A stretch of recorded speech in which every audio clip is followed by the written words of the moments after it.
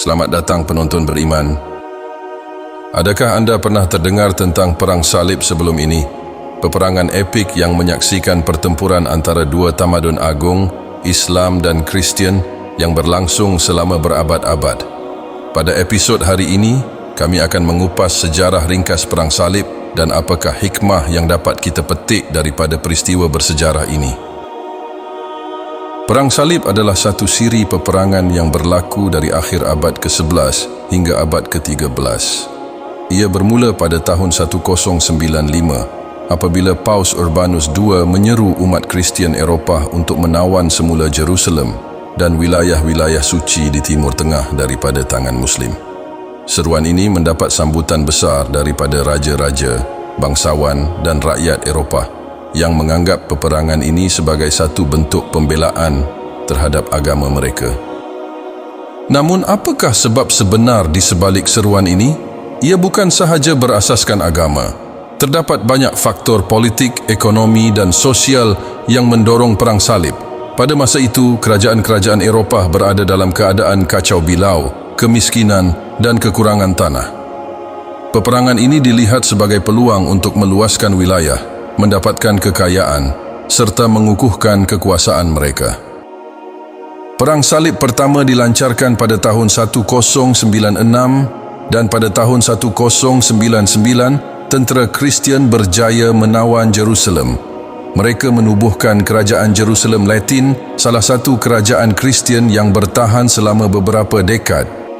Namun, penaklukan ini menyebabkan penderitaan besar bagi penduduk Jerusalem. Ramai penduduk Muslim, Yahudi dan Kristian Timur menjadi mangsa kekejaman tentera Salib. Ini adalah satu babak gelap dalam sejarah peperangan. Namun kisah ini tidak berakhir di sini.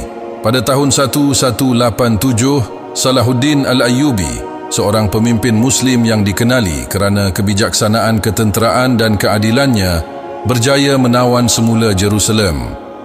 Berbeza dengan tentera Salib, Salahuddin menunjukkan belas kasihan kepada penduduk kota itu, membiarkan mereka pergi dengan selamat. Salahuddin menjadi lambang keadilan dan kepemimpinan yang agung dalam dunia Islam. Namun, Perang Salib tidak berhenti di sini.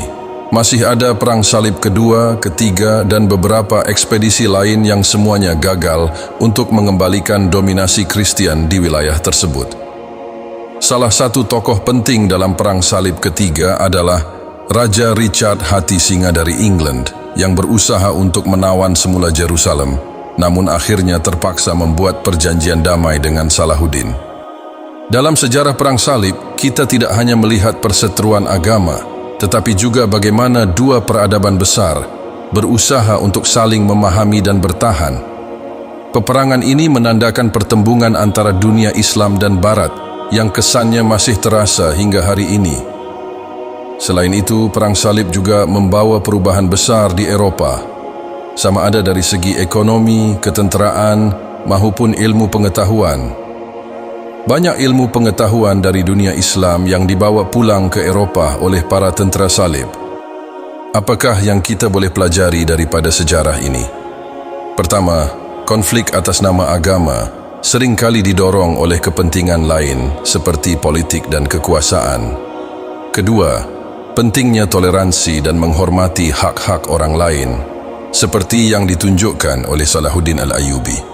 Ketiga, kita diingatkan bahawa perdamaian adalah kunci kepada kehidupan yang lebih baik untuk seluruh umat manusia. Demikianlah sejarah ringkas tentang Perang Salib. Satu bab penting dalam sejarah dunia Islam yang perlu kita kenali dan fahami. Terima kasih kerana menonton. Jangan lupa untuk like, subscribe dan kongsi video ini untuk menyokong saluran kami. Wassalamualaikum warahmatullahi wabarakatuh.